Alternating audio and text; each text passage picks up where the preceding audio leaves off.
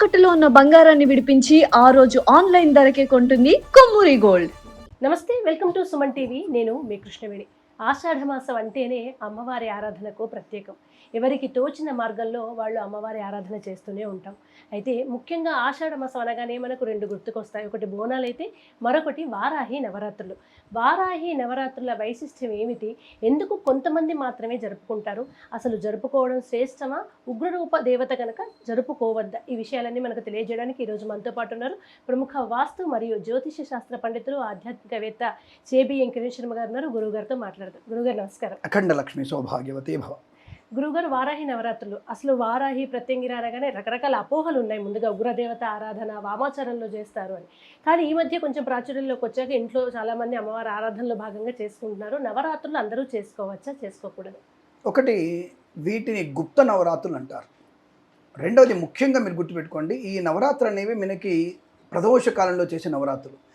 మీరు అన్నట్టుగా అందరూ విరివిగా చేసుకునే నవరాత్రులు కావు, ప్రతి ఇంట్లో చేసుకునే నవరాత్రులు కావు. ఎందుకంటే బీజాక్షరయుక్తమైనవి.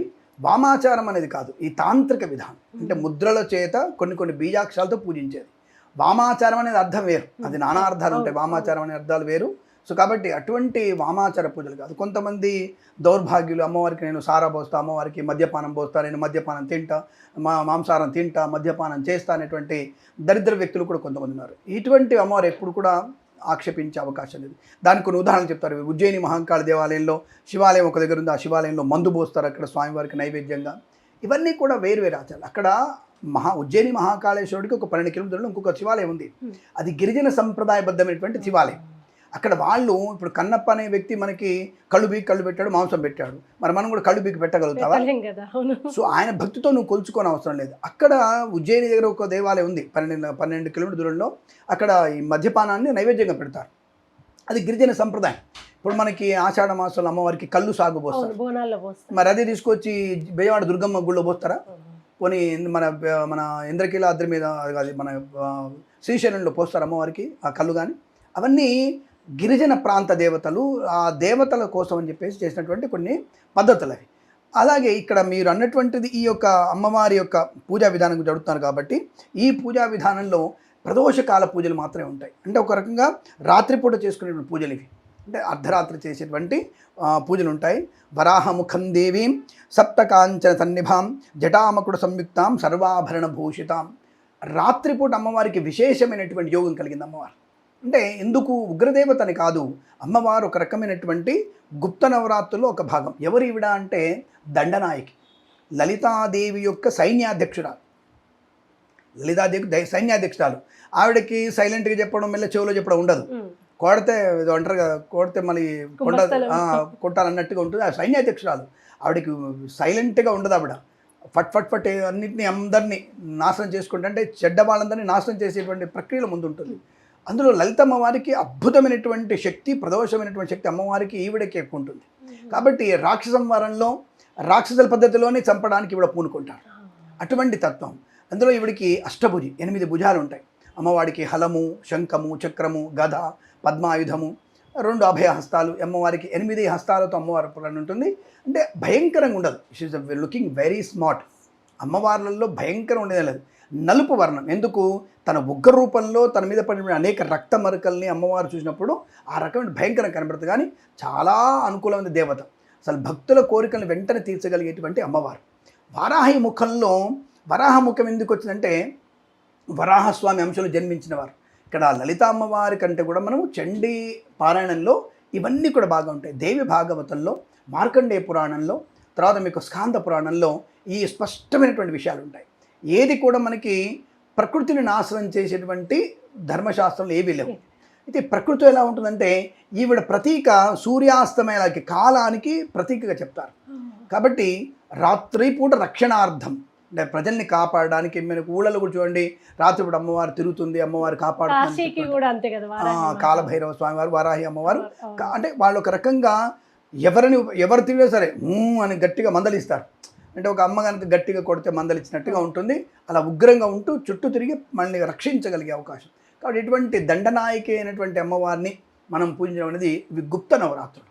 అంటే వారాహి అమ్మవారిలో ఉన్నటువంటిది అంటే ఒక రకంగా దండనాయకి అంశలో పుట్టినటువంటిది కాబట్టి మనకి పంది ముఖంలో వరాహ రూపంలో అద్భుతమైనటువంటి, నిజం చెప్పాలంటే మనం అనుకున్నట్టు పందిలా గురుగురు అనుకుని తిరగడం కాదు. అసలు అమ్మవారిని చూడగానే నోరు మాత్రమే పంది ఆకారం ఉంటుంది. ఆవిడ వర్చస్సు అద్భుతమైన వర్చస్సు.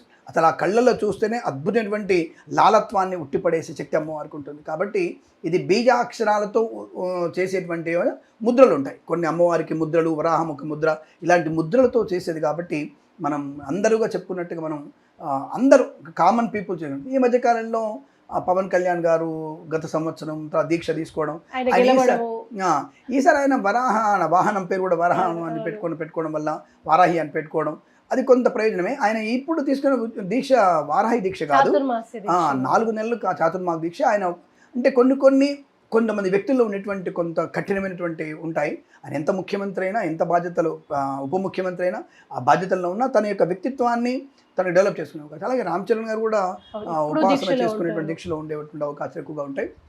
ఇలా కొంతవరకు శర్మానంద్ గారు కూడా ఎప్పుడు కూడా దీక్షలో ఉంటుంటారు వీళ్ళు. ఇలాంటివన్నీ కూడా ఎందుకంటే వాళ్ళ యొక్క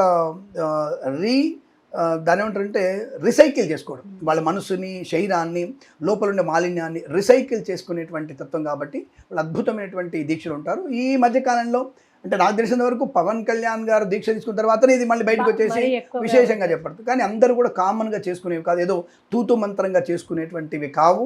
చాలా బీజాక్షరాలు ఉంటాయి ఇందులో. బీజాక్షరయుక్తంగా ముద్రలతో చేసి కాబట్టి తొందరపడి హడావుడు చేయొద్దు. రెండవది ఏదైనా స్మరణ చేసుకోవచ్చా, పటం పెట్టుకొని పూజ చేసుకోవచ్చా? తప్పకుండా పటం మీరు పూజ చేసుకోవచ్చు. సర్వమంగళ మాంగళ్యే శివే సర్వార్థ సాధికే శరణ్యే త్ర్యంబికే దేవి నారాయణ నమోస్తు ఈ మంత్రం చెప్పుకుంటూ అమ్మవారికి బెల్ల పానకం ఇష్టం. అంటే ఉగ్ర అంటే రూపం కదా, అంటే తాపస్సు ఎక్కువ ఉంటుంది. కాబట్టి ఆవిడకి బెల్ల పానకాన్ని ఎక్కువ నైవేద్యం పెడుతూ అటుకులు బెల్లం, బెల్ల పానకం, యాలకుల పొడి వేసి పెట్టడం, తర్వాత పులిహోర చేయడం, పులిహోరలో అదే కట్టె పొంగలి చేయడం, పులిహోర వచ్చేసి చింతపండుతో పులిహోర చేయడం, కట్టె పొంగలి అమ్మవారికి చాలా ప్రధానమైనది. గుమ్మడికాయ కూరతో పదార్థం చేసి అమ్మవారికి పెట్టడం, గుమ్మడికాయ బలి ఇవ్వడం, ఇవన్నీ కూడా మనకి స్పష్టంగా చెప్పబడుతుంది. కాబట్టి కామన్ పీపుల్గా ఇది మంత్రోచ్చరణ సరిగా లేకుండా, సరైన పద్ధతి లేకుండా చేస్తే రివర్స్ కొట్టే అవకాశం ఉంటుంది. ఇప్పుడు ఒక స్విచ్ బోర్డులో మనకి ప్లస్ మైనస్ కలిపి స్విచ్ చేస్తాము, వాడు 2 ప్లస్లు పెడితే షాక్ కొడుతుంది మనకి. సో కాబట్టి దాన్ని చేసేవాడు క్రియ కరెక్ట్గా లేకపోతే కష్టం. ఇక్కడ ప్లస్ మైనస్ కలిస్తేనే కరెంట్ ఉత్పత్తి అవుతుంది.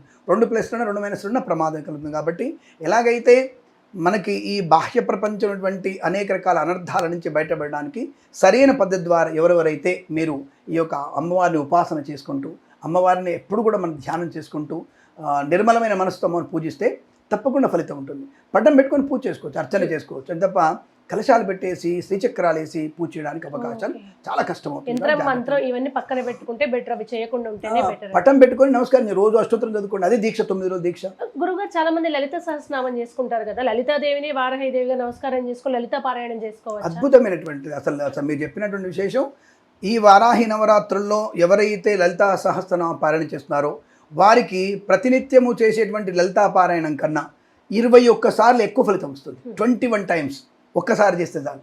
కాబట్టి తప్పకుండా మీరు అటువంటి లలిత పారాయణ మీరు చెప్పినట్టుగా లలితా సహస్రనామ పారాయణం చేసుకోవడం చాలా మంచిది. అలాగే ఎవరికైనా వీలైతే తెలుగు దేవి భాగవతం, తెలుగులో దేవి భాగవతం ఉంది, ఆ దేవి భాగవతాన్ని చదవడం కూడా అద్భుతమైనటువంటి యోగాన్ని కలిగించే అవకాశాలు ఉంటాయి.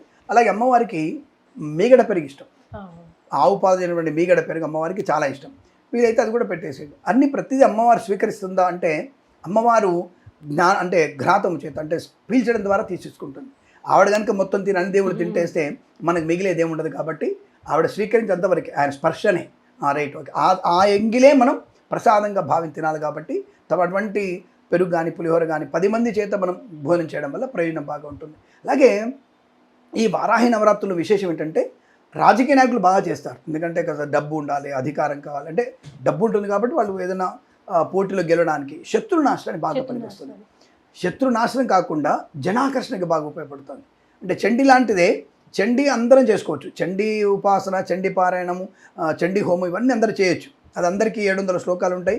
సప్తశతి అనేది ఒక శ్లోకం ఉంటుంది, అన్నీ చేయొచ్చు.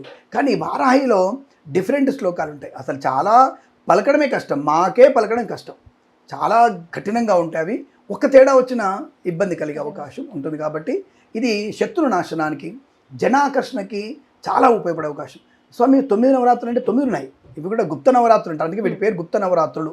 కాబట్టి మనకి శరన్నవరాత్రులు, వసంత నవరాత్రులతో పాటుగా ఇక్కడ వచ్చేటువంటి గుప్త నవరాత్రులు, మళ్ళొకటి ఇప్పుడు రేపు వచ్చేటువంటి మనకి పుష్యమాసంలో కూడా గుప్త నవరాత్రులు ఉంటాయి. 2 గుప్త నవరాత్రులు, 2 ఒక మామూలు నవరాత్రులు ఉంటాయి. శ్యామల నవరాత్రులు, వారాహి నవరాత్రులు ఇవన్నీ కూడా ఉంటాయి. కాబట్టి ఇవి డిఫరెంట్ అయి మొత్తం 4 నవరాత్రులే. ఈ 4 నవరాత్రుల్లో ఇవి 2 గుప్త నవరాత్రులు. కాబట్టి ఆ గుప్త నవరాత్రులు చాలా జాగ్రత్తగా ఉంటే శత్రునాశనం. నిజంగా చెప్పాలంటే చాలా మంచి ప్రయోజనాలు ఉంటాయి. కరెక్ట్గా చేయగలిగే వాళ్ళు ఉంటే మాత్రం ఖర్చు కూడా ఎక్కువే. నిజంగా చెప్పాలంటే చాలా ఖర్చు అవుతుంది దానికి. అటువంటి ఖర్చు పెట్టుకోగలంటే మాత్రం తప్పకుండా 9 మంది పూజారుల చేత దానికి బీజాక్షరాలు చేసి శ్రీచక్ర ఆవరణ చేసి అమ్మవారిని శ్రీచక్రంలో కూర్చోబెట్టి కలశ స్థాపన 9 కలశాలు పెట్టాలి. దాదాపుగా 27 చక్రాలు ఉంటాయి అమ్మవారికి. వాటి మీద కూర్చోబెట్టాలి. మరి పద్మం మీద కూర్చోబెట్టాలి. తామర పూలతో పూజ చేయాలి, కలువ పూలతో పూజ చేయాలి. అలాగే మీరు పింక్ కలర్ కాకుండా నల్లవి దొరుకుతాయి కలువ పూలు, వాటితో కూడా పూజ చేయాలి అమ్మవారికి. నల్ల చామంతి పూలతో హోమం చేయాలి అమ్మవారికి. అంటే చాలా డిఫరెంట్గా ఉంటుంది. తిలహోమం ఉంటుంది అమ్మవారికి, చాలా విశేషంగా తిలహోమం ఉంటుంది, కూష్మాండ హోమం ఉంటుంది. తర్వాత మనకి ఈ తెల్ల ఆవాలతో హోమం ఉంటుంది అమ్మవారికి ప్రత్యేకంగా. ఇలాంటి కొన్ని అంటే ఇవన్నీ కూడా తాంత్రికమైనటువంటి పదార్థాలు.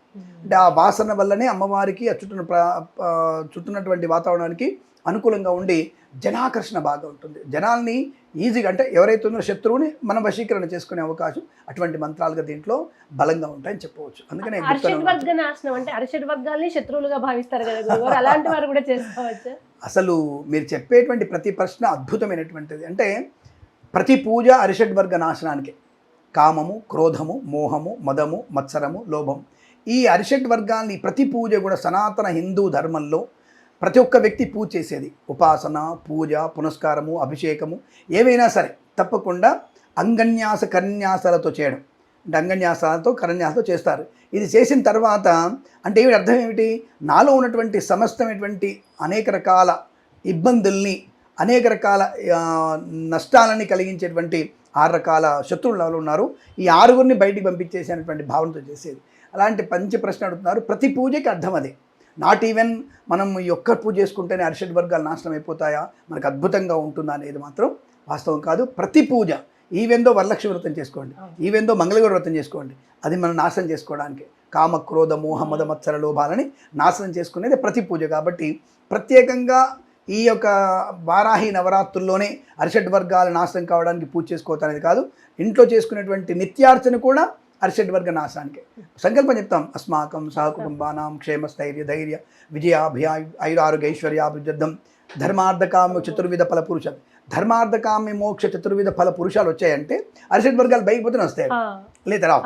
కాబట్టి అటువంటి అరిషడ్ వర్గాన్ని నాశనం చేసుకునేటువంటి పూజలు. కాబట్టి నాట్ ఈవెన్ ఇక్కడనే శరణ్ నవరాత్రులు, వారాహి నవరాత్రులు, గుప్త నవరాత్రులు, శ్యామల నవరాత్రులు చేసుకుంటూ అవుతుందా అనేది మాత్రం కరెక్ట్ కాదు. ప్రతి పూజలో ఇది సంకల్పం. అరిషడ్ వర్గాలు నాశనం చేసుకుంటేనే మనిషిగా బ్రతకగలిగే అవకాశం. మరి ఇప్పుడు ఎంతవరకు సాధ్యాసాధ్యాలు, ఇప్పుడు ఇందాక నేనే ఉన్నాను, సరికి మన సిచ్యువేషన్ అట్లయితే గట్టిగా కోపడ్డాను. ఆ కోపం అనేది మంచిది కాదు. క్రోధం, కామము, క్రోధం రెండోదే ఉంది. సో మరి నాకు కూడా అలాగే వచ్చేసింది కదా. ఎందుకు? ఒక సిస్టమేటిక్గా లేదన్నటువంటి భావంతో వచ్చే క్రోధం వేరు, అనవసర వ్యక్తుల మీద వచ్చేటువంటి క్రోధం వేరు. నన్ను ప్రేమించలేదు కాబట్టి దీన్ని యాసిడ్ పోద్దాం, దీన్ని చంపేద్దాం అన్నటువంటి వ్యక్తులు కూడా ఉంటారు. అదే అంట నేను కొంతమంది జంజీలకు చెప్తాను, ఒరే మీరు చేసేటువంటిది సమాజానికి ఉపయోగపడిచేయండి. సమాజాన్ని నాశనం అయ్యేటువంటి జంజీలుగా తయారవుతున్నారు, కాబట్టి పక్కదారి పట్టకండి. ధర్మాగ్రహం ఉండాలి అంటారు. ఇది ధర్మంతో ఉంటేనే మీకు సక్సెస్ఫుల్ బాగా ఉంటుంది. చదవండి, ప్రయోజనం చేయండి. ఇంకోటి ఏంటంటే ఇక్కడ మేము బాగా చెప్పాలి, మనం ఈ వారాహి నవరాత్రులు చేసిన వాళ్ళకి ఉద్యోగం మీద కన్నా స్వయం కృషితోనే మనం వ్యాపారం చేయాలి తప్పన మనకు 10 మందికి అన్నం పెట్టాలని ఆలోచన వస్తుంది. కాబట్టి జంజీలను ఇట్లాంటి వాటిలో ఉపయోగించే ప్రయత్నం చేయండి. ఎవరైనా చేస్తున్నప్పుడు వీళ్ళ పిల్లల్ని తీసుకెళ్ళి అందులో కూర్చోబెడితే, ఉద్యోగం ఎప్పుడు చూడు ఉద్యోగం, నాకు ఆ ఉద్యోగం వచ్చిందా, నేను బీటెక్ చేశాను, ఎంటెక్ చేశా, నేను 3 MA చేశా, MSc చేశా, మరి నాకెందుకు ప్రభుత్వ ఉద్యోగం కోసం ఎందుకు వెతకట్లేదు నేను అంటే, నువ్వు జాతకాలు చెప్తావు, నువ్వు తూతూ మంత్రాలు చదువుతావు, డబ్బులు వస్తాయి అంటావు, నువ్వు కూడా అలాంటిది చేసి తూతూ మంత్రం నువ్వు కూడా ఏం చెయ్యి. ఇదే చెప్తాను నేను డైరెక్ట్గా. నాకున్న తెలివితో ఇది సాధ్యం అవుతుంది, నీకున్న తెలివి నాకంటే ఎక్కువ ఉంటుందిగా. 1000 రూపాయలు సంపాదించే దగ్గర 10,000 సంపాదించు. కాబట్టి ఇలాంటి వాటి వల్ల, ఇలాంటి అమ్మవారి నవరాత్రులు చేస్తే పిల్లలకి చాలా మంచి షార్ప్నెస్ ఏర్పడుతుంది. ఇతరుల మీద డిపెండ్ అవ్వాలనేటువంటి ఆలోచన ఉండదు. బద్ధకిష్టుల నుంచి బయటకు వస్తారు. సక్సెస్ఫుల్ వాతావరణం బాగా ఉంటుంది. పిల్లలకి చాలా మంచిది. సరే, నవరాత్రుల్లో పాలు పంచుకోకపోయినా ఈ వారాహి అష్టోత్తరాలు ఉంటాయి, అవి చదవడం వల్ల వీరికి మంచి మెమరీ వస్తుంది. చాలా మంచి విజ్ఞత, విజ్ఞానము, ధైర్యము, స్థైర్యము ఇవన్నీ వచ్చే అవకాశాలు ఉంటాయి. కాబట్టి యువతని అందులో కూర్చోబెడితే చాలా మంచిది నా అభిప్రాయం. గురువుగారు, ఇహపరాలని ఇచ్చే అమ్మవారి ఆరాధన గురించి ఇప్పటి జనరేషన్ కూడా అర్థమయ్యేలాగా చెప్పినందుకు మరొకసారి ధన్యవాదాలు. శుభమస్తు. సర్వే జనా సుఖినో భవంతు.